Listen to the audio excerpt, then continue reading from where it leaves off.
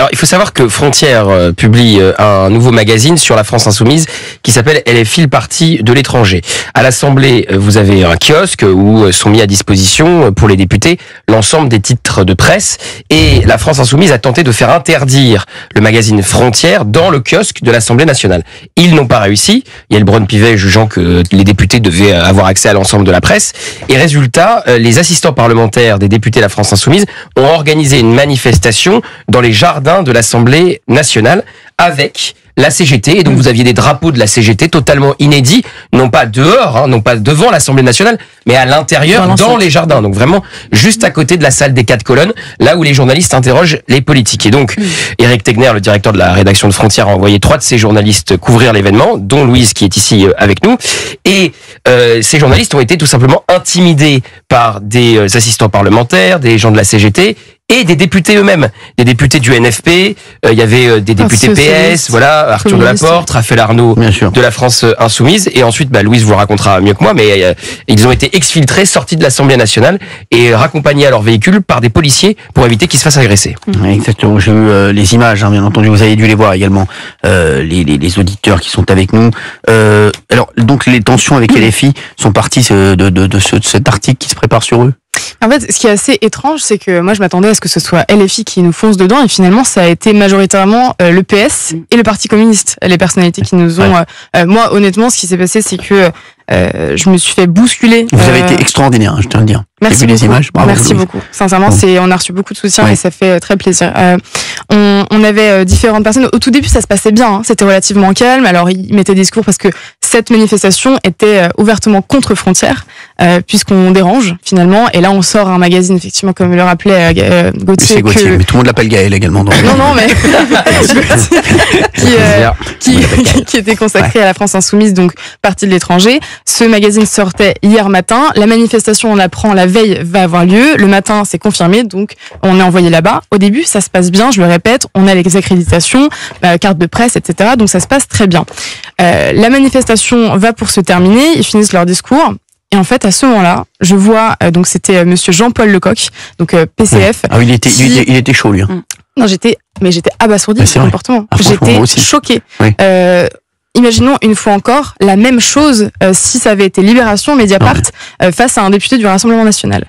Donc je me trouve à côté de monsieur Lecoq qui me bouscule. Je lui dis, monsieur, vous m'empêchez de faire mon travail. Il me dit, je m'en fous.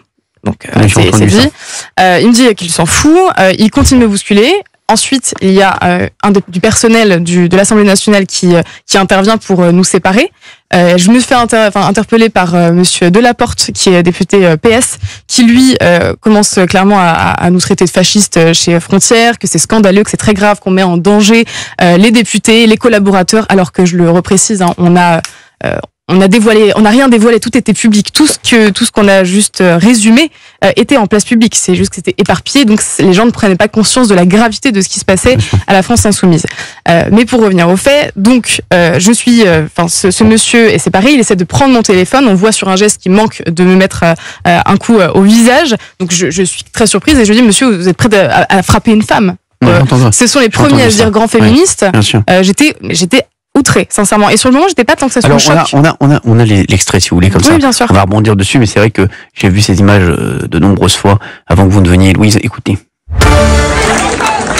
Vous m'empêchez de faire mon travail? Ouais, c'est ça. Vous m'empêchez de faire mon travail? Et moi, vous m'empêchez de faire une photographie. Vous m'empêchez de faire une photographie à l'Assemblée nationale. Pour une journaliste. Vous m'empêchez de faire une photo à l'Assemblée nationale. Je fais mon travail de journaliste. Je fais mon travail de journaliste. Vous vous rendez pas compte de ce que vous faites là? Non, je fais mon travail de journaliste. Je fais mon travail de journaliste. Vous êtes des fascistes. Je fais mon travail de journaliste. Vous êtes des fascistes.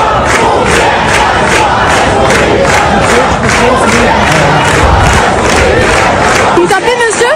Vous tapez une femme, monsieur? Vous êtes des fascistes en fait. Non. Vous venez là, vous attisez les haines, vous mettez des gens en danger sur les réseaux sociaux. Je fais mon travail de journaliste. C'est pas ça du travail de journaliste. C'est pas ça de journaliste. Et qu'est-ce que c'est alors, monsieur? Vous êtes des fascistes. Provoqué aussi, vous provoquez un député à l'Assemblée nationale. Non. Vous avez provoqué, vous avez dit que j'essayais de vous taper. Monsieur, vous mentez. Vous m'avez bousculé. Vous mentez. Vous m'avez bousculé pour pas que je fasse une photo et que je fasse des vidéos. C'est monsieur qui vous a bousculé. J'étais là avant lui, monsieur.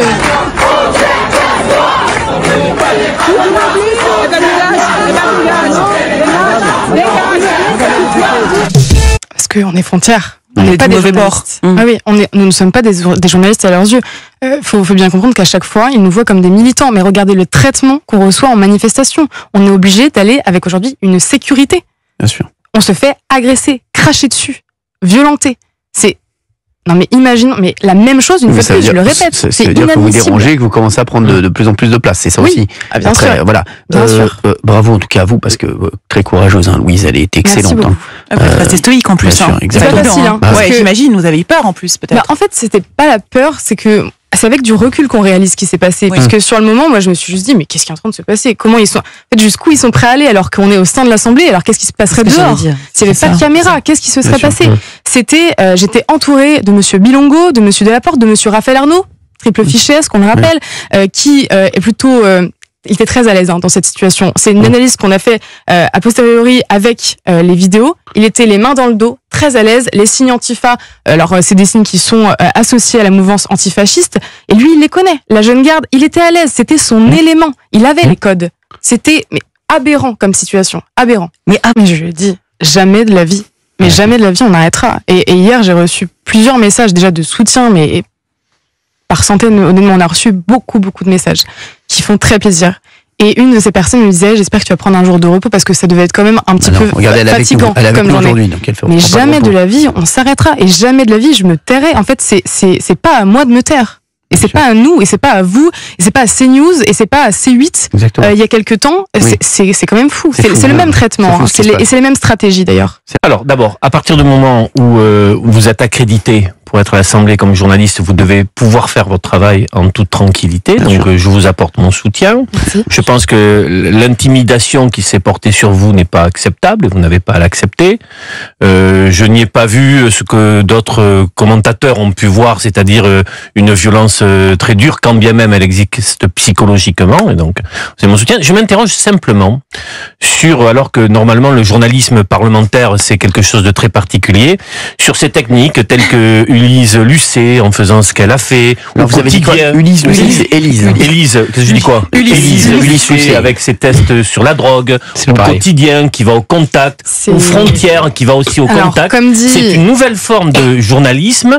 Et je m'interroge un peu sur cette pratique-là. Voilà, c'est mon droit. Ah non, mais ça n'a rien à voir. Vous avez tout le temps. Mais ne me dis pas si ça a à voir ou pas. Je pose la question parce que ça m'intéresse. Strictement rien à voir. Mais c'est pas toi, t'es pas arbitre des élégances ou des questions qu'on peut poser. Il y a une manifestation contre un média. Mais on en a des journalistes qui viennent couvrir la manifestation. Ça fait 2 heures hier soir. Ça n'a rien à voir avec Élise Lucet qui va tester les Je voulais avoir sa réponse. S'il vous plaît, Valérie. Eh bien, ma réponse, c'est tout simplement que c'est incomparable avec Élise Lucet. C'est pas du tout la même chose. Est-ce qu'on est allé tester? En fait, nous, on a fait notre travail de journaliste et honnêtement, là où je vois ce qui a été relayé sur les réseaux sociaux parmi certains tweets d'élus de gauche qui disaient qu'on a provoqué. Dites-moi vraiment précisément à quel moment on a provoqué, en sachant qu'on s'est mis dans un petit coin. Et faut aussi savoir que juste derrière nous était collé à nous, et donc encore plus de pression, Raphaël Arnaud. Raphaël Arnaud, et à aucun moment on a dérapé. On était là tranquillement. Limite, s'ils nous avaient pas vus, c'était très bien aussi. Et à ce moment-là, en fait, ça a dégénéré quand ils nous ont provoqué. Et